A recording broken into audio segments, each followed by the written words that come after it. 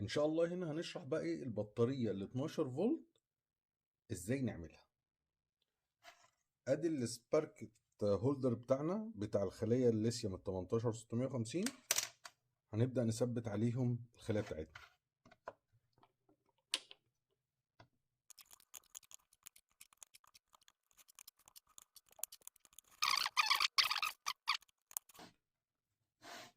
كده بعد ما قفلناه بقى ده شكل البطارية، موجب سالب موجب. هنلحم النيكل ستريب. اول حاجة بناخد التوازي وبعد كده بناخد التوالي.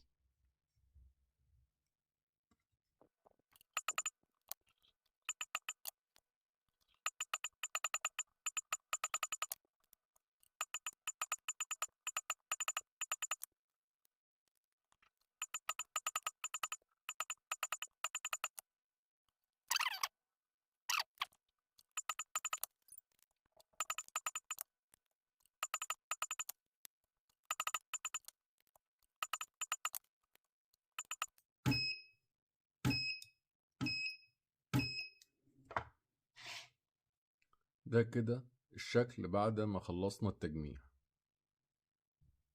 ننتقل على الجزء التاني.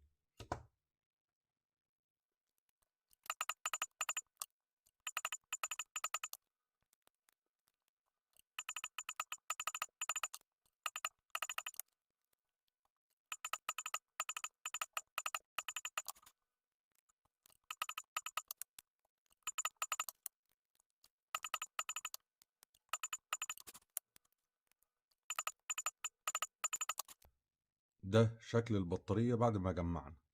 ادي سالب البطارية وادي موجب البطارية. المرحلة الجاية بقى بعد كده هنبدأ نعمل ايه؟ هنجمع عليها البي ام اس.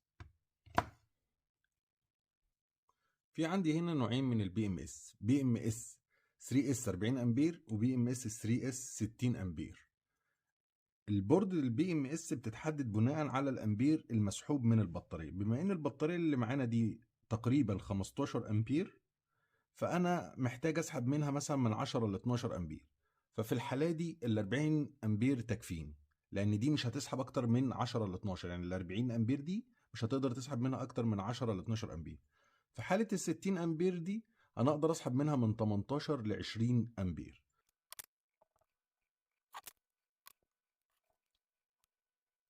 احنا هنا بقى عملنا ايه؟